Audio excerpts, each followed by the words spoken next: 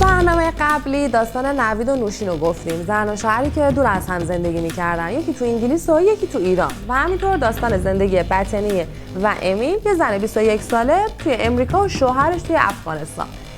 دوری این زن و شوهر از هم دیگه منجر به جنایاتی میشه که این دوتا پرونده رو شبیه هم کرده. لطفاً با من باشین تا حسابی غافلگیرتون کنم با چیزایی که حتی حدسم نمیزنیم.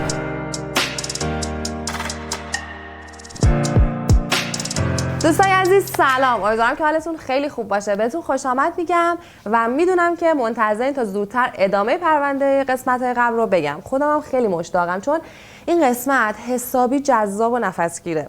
فقط قبلش مثل همیشه میخوام تشکر کنم بابت همراهیتون با ما و حمایتتون از کانال. پس بی معطلی بریم به ایالت ویرجینیا تا ببینیم ردی از بطنی پیدا شده یا نه.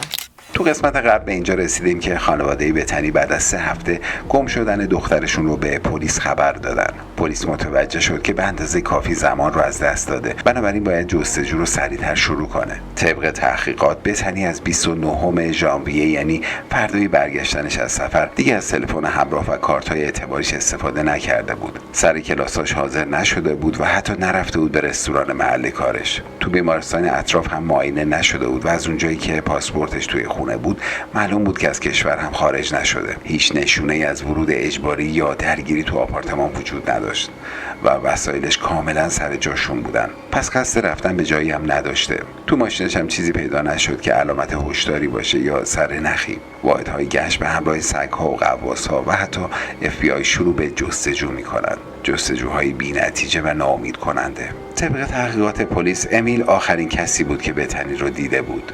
با هماهنگی پلیس و FBI ارتش به امیل اجازه میده که برای تحقیقات به آمریکا برگرده. امیل داوطلبانه تست پلیگراف یا همون دروغ سنج میده. پس ساعتها تحت بازجویی قرار میگیره و همه سوالهای تکراری رو چندین بار جواب میده. اون به پلیس میگه میدونه که چرا انقدر زیر ذره بین اونهاست، چون همزمان با پروازش به افغانستان همسرش گم شده، در حالی که اون میدونسته زنش از یه مرد دیگه بار داره. ولی اصرار داره به پلیس ثابت کنه که همه جوره با اونا همکاری کرده، بدون در نظر گرفتن اینکه چقدر سوالاتشون آزاردهنده است. پلیس میخواد این فرضیه رو در نظر بگیره. شاید بطنی در این شرایط ویژه که به خانواده‌اش گفته بود با بازگشت امیل غرق در استرس و گناه و غمه، فقط خواسته مدتی از دسترس خارج باشه و استراحت کنه. اما خانواده‌اش میگن با توجه به شناختی که از دخترشون دارن امکان نداره بتونه این همه وقت بدون تماس و صحبت با خانواده یا دیدن بچه‌اش یه جایی تنهایی سر کنه و به آرامش برسه. از دید پلیس این فقط یه پرونده مفقودیه، نه چیز دیگه‌ای. بنابراین اونا همچنان مردم رو تشویق میکنن که به جستجو ادامه بدن و همزمان میرن سراغ رونالد که دیگه تو آپارتمان بطنی زندگی نمیکرد و توی خونه پدر مادرش پیداش میکنن. رونالد میگه چون رابطش با بطنی تموم شده طبعا هیچ ارتباطی با اون نداشته که متوجه گم شدنش بشه. در حالی که امیل آخرین بار 28 ژانویه بطنی رو دیده بود، رونالد میگه که اونو بعد از ظهر روز 29 ژانویه دیده که حدود ساعت 2 بعد از ظهر با مدیر رستوران تماس گرفته تا شیفت‌های هفته بعدش رو هماهنگ کنه. رونالد میگه عصر همون روز دوست دختر سابقش دنیل که باهاش 2 تا بچه مشترک داشت بهش پیام داده و خواسته که چند روز بچه‌ها رو پیش رونالد بذاره. رونالد میگه خواسته بچه‌ها رو ببره به آپارتمان بطنی و 2 بار بهش پیام داده، یه بار ساعت 4 بعد از ظهر، یه بارم ساعت 4:30، تا بهش بگه که چند روزی با بچه‌ها قراره توی آپارتمان اون بمونن، ولی بطنی جواب نداده. دنیل دوست دختر سابق رونالد هم تایید میکنه که حدود ساعت 4 و 4:30 بچه‌ها رو داده به رونالد و رونالد بهش گفته مطمئن نیست بطنی برگرده چون باهاش دعوا شده و کات کردن. دنیل میگه وقتی چند روز بعد رفته دنبال بچه‌ها، رونالد بهش گفته که بطنی این چند روز اصلا برنگشته. پلیس با حکم بازرسی آپارتمان پدر مادر رونالد رو زیر و رو میکنه. تلفن، کامپیوتر و هارد دیسکش توقیف میشن، اما مطلقاً چیزی وجود نداره که اونو به ناپدید شدن بطنی مرتبط کنه. داستانو تا اینجا داشته باشین. حالا وقتشه یه سر بریم پیش نوید. یادمه تا اینجا رو براتون تعریف کردم که نوید تیر و مرداد میاد تهران پیش نوشین و پیش خانواده‌اش میمونه و تقریبا 40 روز بعد از رفتنش پسرشون به دنیا میاد و نوید دل تو دلش نیست که کارهای اقامتی نوشین و بچه رو سریعتر انجام بشه و بتونه اونا رو ببره پیش خودش که یه فاجعه همه چیزو به هم میریزه. هفته اول آذر 90 به سفارت انگلستان توی ایران حمله میشه و دیگه همتون میدونین که چقدر رابطه دو تا کشور تیره و تار شد. از سفارتخونه‌های دو تا کشور تعطیل شدن و پرونده‌های اقامتی، تحصیلی و همه به تعویق افتادن. یهو دنیا رو سر این زن و شوهر خراب میشه. حدود 3 ماه از این فاجعه میگذشته که دیگه بچه 5 ماهه شده بود و نوید حسابی دلتنگ. ولی یه چیزی ذهنشو بیشتر از دلتنگی مشغول کرده بود. با اینکه هی خودشو دلداری میداد که نوشین احتمالاً افسردگی بعد از زایمان داره، قطعاً مسئولیت‌های مادرانش خیلی زیاده و دست تنها و احتمالاً از اونم دلخوره که تو این شرایط کنارش نیست و همه اینا باعث شده که دیگه اون نوشین گرم و پر انرژی قبلی نباشه. تماس‌ها و پیام‌ها رو یا جواب نده یا خیلی دیر جواب بده و مدام واسه تماس تصویری تفره بره. اما حرفای مادرش این ناراحتیشو به نگرانی تبدیل کرد. مادر نوید توی تماس‌های اخیرشون به نوید میگفت درسته که بین خودش و نوشین یه دلخوری پیش اومده، ولی چند وقتی رفتار نوشین کاملا عوض شده. نوزاد شیرخوار رو از چهارشنبه تا جمعه میذاره پیش اونا و میگه میخواد آخر هفته استراحت کنه. و جالب اینه که توی این 2 روز تلفنش رو خاموش میکنه و اونا نمیدونن اگه خدای نکرده برای بچه اتفاقی افتاد چجوری مادرش رو خبر کنن. خلاصه که تغییر رفتار نوشین باعث میشه نوید تصمیم بگیره با توجه به مشکلات بین 2 تا کشور با یه پرواز بیاد دبی و از دبی بیاد تهران، بیخبر و سرزده، بدون اینکه به نوشین یا حتی خانواده خودش بگه. هیجان انگیز شد نه؟ همینجا جای خوبیه که منتظر بذارمتون و بفرستنتون دنبال پرونده بطنی. پس فعلا پلیس هیچ مظنونی نداره و پرونده عملا راکت میشه تا وقتی که ماه می میرسه، یعنی موقع زایمان بطنی. کارآگاه‌ها بیمارستانا رو زیر و رو میکنن و ازشون میخوان که اگه بطنی جایی معاینه میشه یا زایمان میکنه حتما خبر بدن. ولی بازم همه چیز به سکوت برگزار میشه. پرونده رسما به بنبست خورده بود تا اینکه 1.5 سال بعد از گم شدن بطنی یک کارآگاه جدید پرونده رو دست میگیره و خانواده‌اش دوباره امیدوار میشن. اون سال تولد 23 سالگی بطنی همزمان با روز مادر بود و خانواده و دوستاش از این مناسبت استفاده میکنن و دوباره یه گردهمایی برگزار میکنن و از مردم میخوان که کمک کنن این دختر پیدا بشه. بالاخره امیل درخواست جدایی میده تا بعد طلاق سرپرستی پسرشون قانونی به خودش واگذار بشه. همه چیز تا پایان سال 2014 تقریبا ساکت مونده بود تا اینکه یه تماس با 911 نور تازه‌ای به این پرونده میتابونه و پرونده دوباره به جریان میفته. به نظرم اینجا بهتره بریم سراغ نوید ببینیم وقتی بیخبر اومد تهران با چی مواجه شد و بعد برگردیم سراغ این پرونده تا ببینیم کی با 911 تماس گرفته بود. نوید طبق زمانبندی که کرده بود غروب پنجشنبه از فرودگاه میره به آپارتمان خودش. اون خبر داره که نوشین مثل هفته‌های قبل پسرشون رو گذاشته پیش مادر بزرگش. از پله‌ها بالا میره، کلید میندازه رو در و عرضم به حضورتون که یه دفعه با صحنه مواجه میشه دیدنی. گمونم بهتره جای دوربین رو عوض کنیم و از زاویه دید نوشین ماجرا رو ببینیم. سر شب و قرار نیست نوشین شام درست کنه چون هوس جیگر رو غلبه کرده و قراره برن میدون بهمن جیگرکی و اساسی خودش رو بسازه چون شیردهی حسابی ضعیفش کرده. یه تاپ حریر بدون آستر پوشیده و یه دامن مینی جوپ جین اسپورت. حجت هم با رکابی و شلوارک نایک سرمه‌اش لم داده رو کاناپه و داره از توی گوشی جوک میخونه.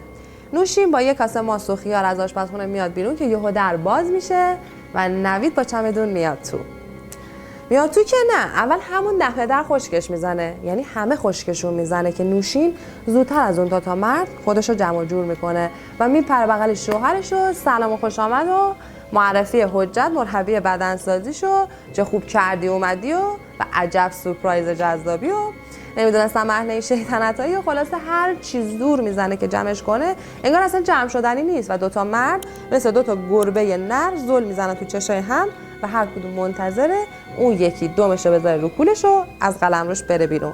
نوید میگه که اجازه بده ایشون خودش توضیح بده که مربی چیه. چند فقره تیکی و مطلق این وسط رد و بدل میشه که حجت سری جمع میکنه و میره و نوشین میمونه و روزش. نویدم که همینجوریش با توپ پر اومده بود، دیگه توپش میترکه و یه بحث و جدل اساسی در میگیره.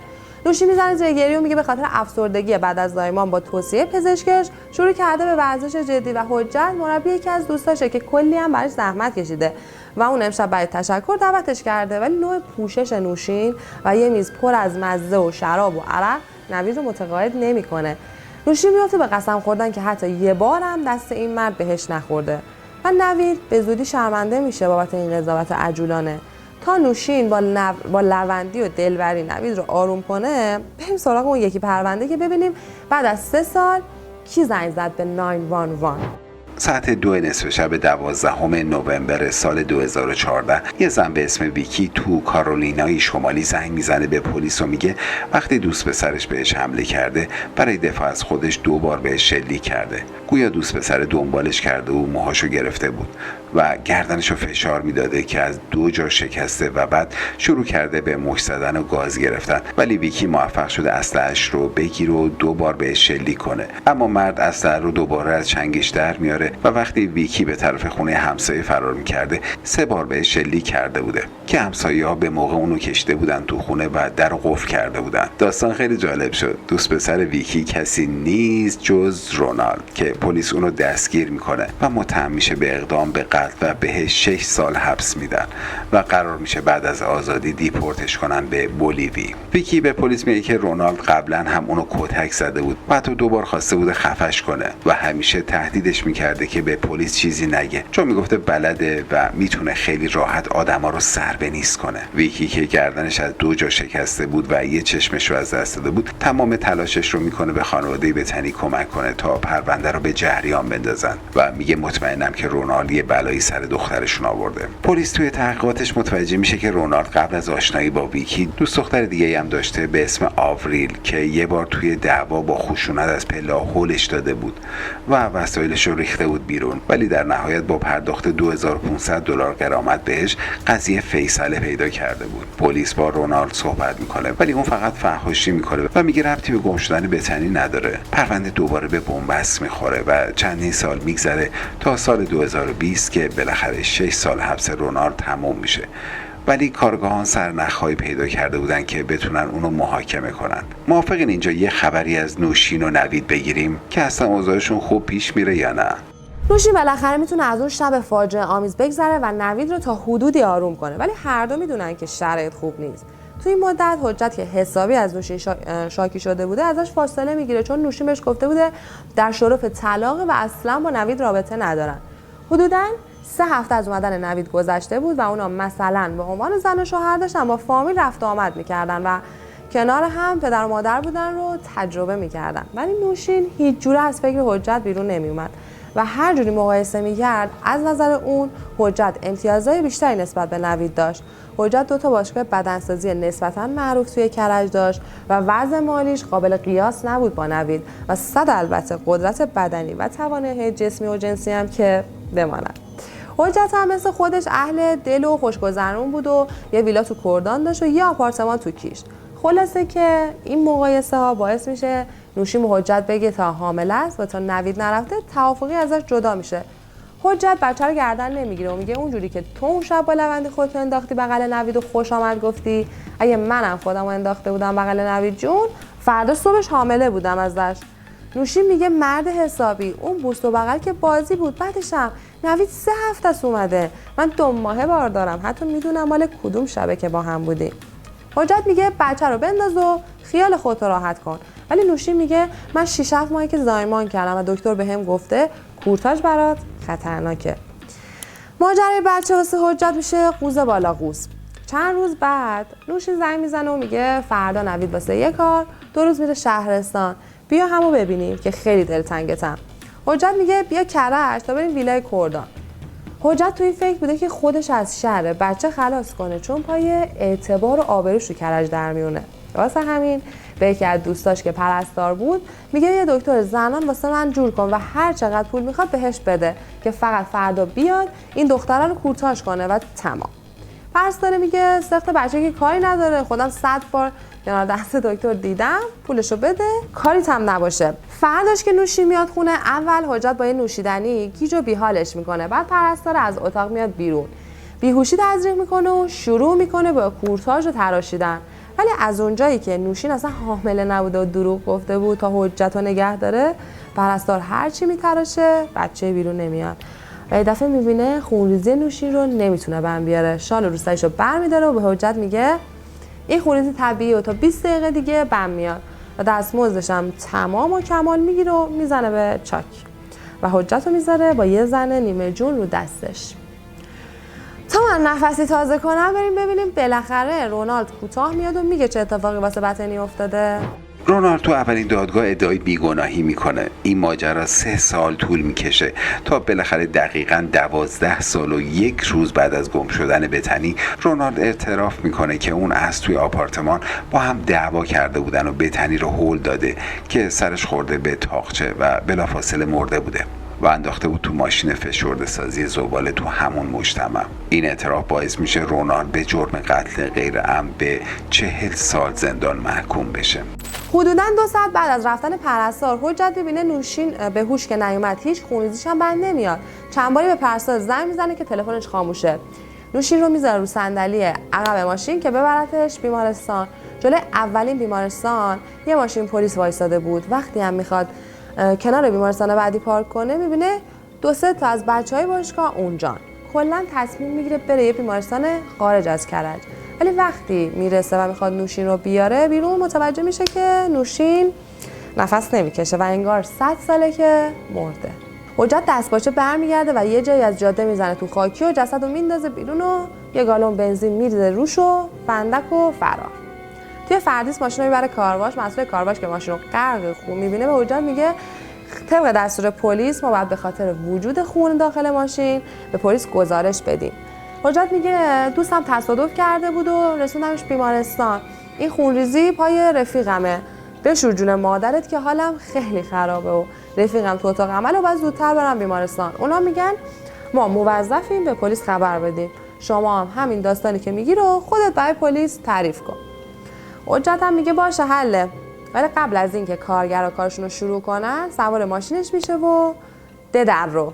پلیس که با تماس مدیر کارواش اومده بوده میبینه جاتر و بچه نیست. ولی از روی دوربینای کارواش پلاک ماشین رو پیدا میکنن و 2 ساعت بعد حجت جلوی خونش دستگیر میشه و روانه آگاهی. با اعترافات حجت پرستار متخلف هم دستگیر و روانه دادگاه میشه تا به تخلفاتش رسیدگی بشه. دوستان نازنینم، شباهت‌های عجیب این 2 تا پرونده باعث شد که ما اونا رو برای موضوع این ویدیو انتخاب کنیم. هر 2 تا پرونده به نظر من بسیار تلخ بودن. بیچاره پسر بطنی و پسر نوشین که بدون مادر بزرگ میشن. ممنونم که این پرونده رو با من همراهی کردین. لطفاً نظراتتون رو حتما برام کامنت کنید. تا برنامه بعدی به خدای بزرگ میسپارمتون. خداحافظ.